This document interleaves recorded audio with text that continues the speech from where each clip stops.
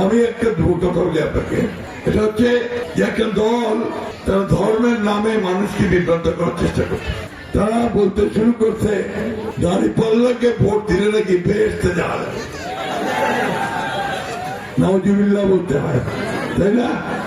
এই কথাটা কি ঠিক? একটা মার্কাকে ভোট দিলে বেহেশতে যাওয়া যায়?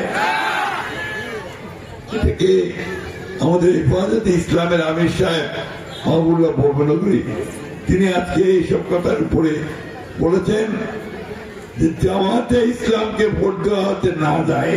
চরমনাই পীর সাহেব উনি বলেছেন জামাতে ইসলাম হচ্ছে পৃথিবীর মধ্যে সবচেয়ে বড় মিথ্যাবাদী। এই একটা দলকে ভোট দিয়ে আমরা তো আমাদের ঈমান নষ্ট করে ফেলবো। আমি তো বললাম যে আমি এই কাজগুলো করতে চাই, এখন এটা তখনই করতে পারবো যদি আপনারা আমাকে ভোট দিয়ে সংসদে পাঠান, তাই না?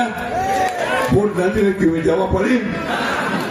তাই আমি অনুরোধ করবো মা বোনদেরকে, ভাইদেরকে কোন বিভ্রান্ত না হয়ে দেশের উন্নয়নের জন্য, আমাদের ৭১ সালের স্বাধীনতাকে ধারণ করবার জন্য, ২৪ জুলাই যুদ্ধকে ধারণ করবার জন্য আসুন আমরা এই ১২ তারিখে, তার মধ্যে ২ দিন পরে আমরা ধানের শীষে ভোট দিয়ে আমাদের তারেক রহমানকে প্রধানমন্ত্রী করি এবং দেশে উন্নয়ন করি। বন্ধুগণ, শান্তিতে নিয়ে আসি, শান্তি।